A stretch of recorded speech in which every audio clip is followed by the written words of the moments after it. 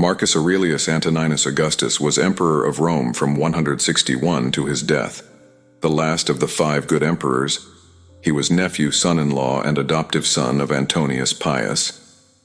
Marcus Aurelius was one of the most important Stoic philosophers, cited by H.P. Blavatsky, amongst famous classic sages and writers such as Plato, Euripides, Socrates, Aristophanes, Pindar, Plutarch, Isocrates, Diodorus, Cicero, and Epictetus.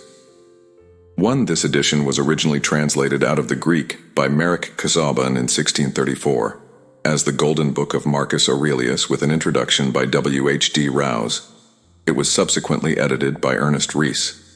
London, J.M. Dent & Co., New York, E.P. Dutton & Co., 1906, Everyman's Library.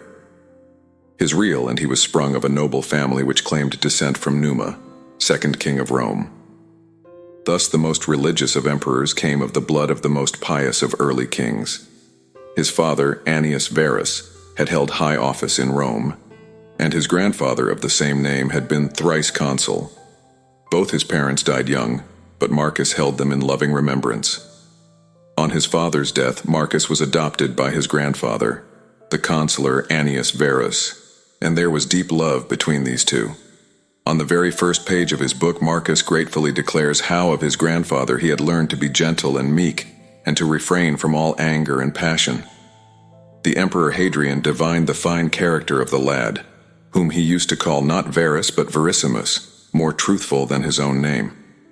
He advanced Marcus to equestrian rank when 6 years of age, and at the age of 8 made him a member of the ancient Salian priesthood.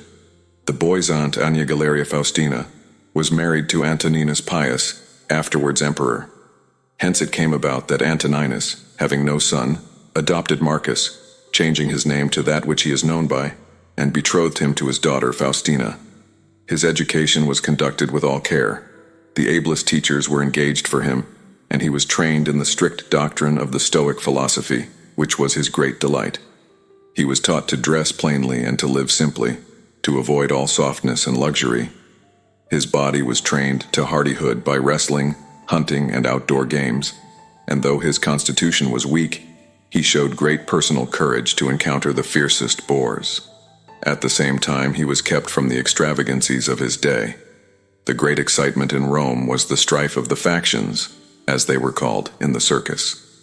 The racing drivers used to adopt one of 4 colors, red, blue, white, or green, and their partisans showed an eagerness in supporting them which nothing could surpass. Riot and corruption went in the train of the racing chariots, and from all these things Marcus held severely aloof.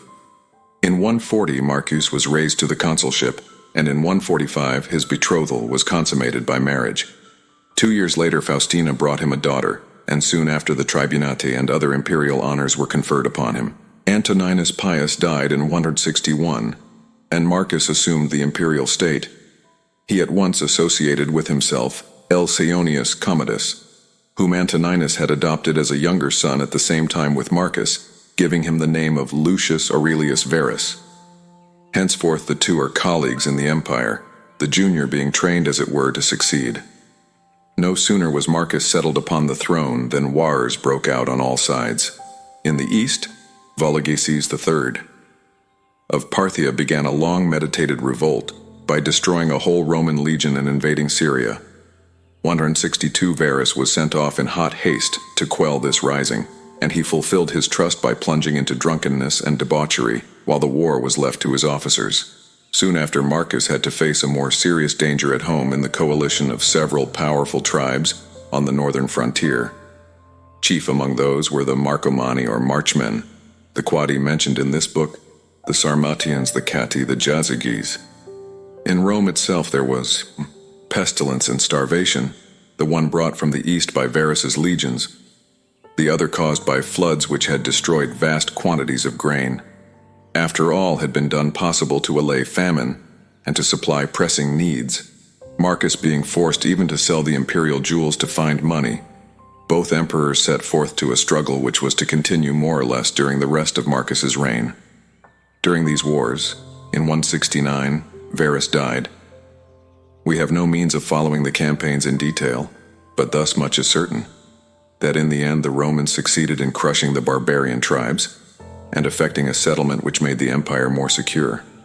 Marcus was himself commander-in-chief, and victory was due no less to his own ability than to his wisdom in choice of lieutenants, shown conspicuously in the case of Pertinax.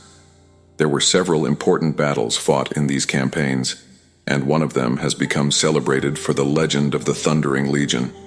In a battle against the Quadi in 174, the day seemed to he going in favor of the foe, when on a sudden arose a great storm of thunder and rain.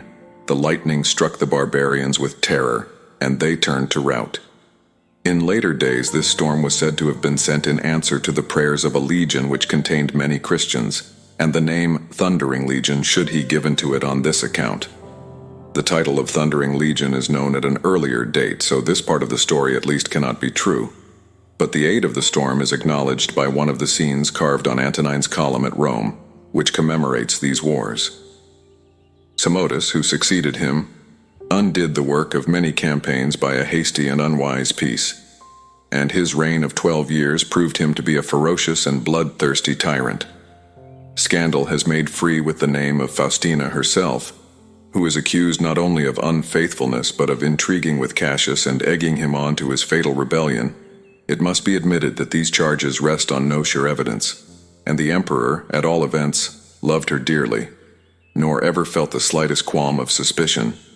As a soldier, we have seen that Marcus was both capable and successful. As an administrator, he was prudent and conscientious. Although steeped in the teachings of philosophy, he did not attempt to remodel the world on any preconceived plan. He trod the path beaten by his predecessors, seeking only to do his duty as well as he could, and to keep out corruption. He did some unwise things, it is true. To create a compeer in empire, as he did with Varus, was a dangerous innovation which could only succeed if one of the two effaced himself. And under Diocletian, this very precedent caused the Roman Empire to split into halves. He erred in his civil administration by too much centralizing, but the strong point of his reign was the administration of justice. Marcus sought bylaws to protect the weak, to make the lot of the slaves less hard, to stand in place of father to the fatherless. Charitable foundations were endowed for rearing and educating poor children. The provinces were protected against oppression, and public help was given to cities or districts which might be visited by calamity. The great blot on his name, and one hard indeed to explain, is his treatment of the Christians. In his reign, Justin at Rome became a martyr to his faith, and Polycarp at Smyrna, and we know of many outbreaks of fanaticism in the provinces which caused the death of the faithful. It is no excuse to plead that he knew nothing about the atrocities done in his name. It was his duty to know, and if he did not, he would have been the first to confess that he had failed in his duty. But from his own tone in speaking of the Christians, it is clear he knew them only from calumny, and we hear of no measures taken even to secure that they should have a fair hearing. In this respect, Trajan was better than he. To a thoughtful mind, such a religion as that of Rome would give small satisfaction. Its legends were often childish or impossible. Its teaching had little to do with morality. The Roman religion was in fact of the nature of a bargain. Men paid certain sacrifices and rites, and the gods granted their favor, irrespective of right or wrong. In this case, all devout souls were thrown back upon philosophy, as they had been, though to a less extent, in Greece. There were under the early empire two rival schools which practically divided the field between them, Stoicism and Epicureanism. The ideal set before each was nominally much the same. The Stoics aspired to the repression of all emotion, and the Epicureans to freedom from all disturbance. Yet in the upshot, the one has become a synonym of stubborn endurance, the other for unbridled license. With Epicureanism, we have nothing to do now, but it will be worthwhile to sketch the history and tenets of the Stoic sect. Zeno, the founder of Stoicism, was born in Cyprus at some date unknown, but his life may be said roughly to be between the years 350 and 250 BC. Cyprus has been from time immemorial a meeting place of the East and West, and although we cannot grant any importance to a possible strain of Phoenician blood in him, for the Phoenicians were no philosophers, Yet it is quite likely that through Asia Minor he may have come in touch with the Far East. He studied under the Cynic Crates, but he did not neglect other philosophical systems. After many years' study, he opened his own school in a colonnade in Athens called the Painted Porch, or Stoa, which gave the Stoics their name. Next to Zeno, the school of the Porch owes most to Chrysippus, 280–207 BC, who organized Stoicism into a system. Of him it was said, "But for Chrysippus, there had been no porch." The Stoics regarded speculation as a means to an end, and that end was, as Zeno put it, to live consistently, homologumenos zin, or as it was later explained, to live in conformity with nature, homologumenos ti physi zin. This conforming of the life to nature was the Stoic idea of virtue. This dictum might easily be taken to mean that virtue consists in yielding to each natural impulse, but that was very far from the Stoic meaning. In order to live in accord with nature, it is necessary to know what nature is, and to this end a threefold division of philosophy is made. Into physics, dealing with the universe and its laws, the problems of divine government and teleology. Logic, which trains the mind to discern true from false. And ethics, which applies the knowledge thus gained and tested to practical life. The Stoic system of physics was materialism with an infusion of pantheism. In contradiction to Plato's view that the ideas or prototypes of phenomena alone really exist, the Stoics held that material objects alone existed.